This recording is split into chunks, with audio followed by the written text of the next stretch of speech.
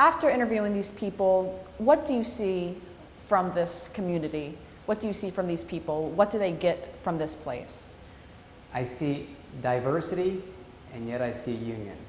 Because everybody's coming from a different background, everybody has a different story, a different experience, a different pain, yet they all share that with one another. So it really lives up to that sense of community. So can you explain to me your experience with cancer? My very first memory is because of cancer. The first thing I can recollect in my mind is being 3 pews back from my aunt, and on either side of her, my 2 cousins, Mikey and Matt.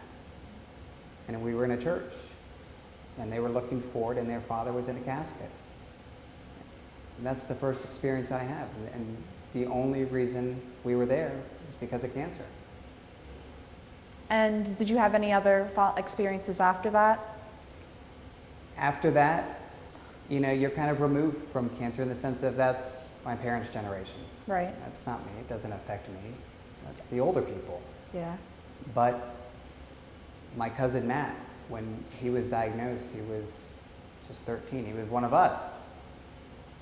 And how did you feel once you found out he was diagnosed? You feel vulnerable. You feel like, no, this can hit anyone at any age. And you realize, I think you realize how evil it is. And when you do hear that word cancer, what comes to your mind? I don't think I associate it with any one thing or one person.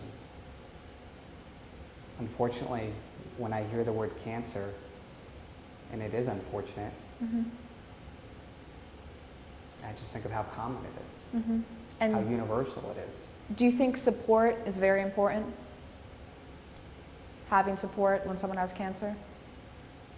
I don't know how you get through not only the treatment, just the emotional aspect without giving support. I mean, my only role in support was I remember going to my aunt's house up here in going in Pennsylvania, and we had to cleanse ourselves completely. We'd go in and we'd put our hands into this big machine that she had ordered that would literally sterilize everything, and then we wash our hands every few minutes. And so being exposed to that, I think you're exposed to the realities of the germs, you know, you're bringing in, and you wanting to purify yourself for the sake of your cousin's life.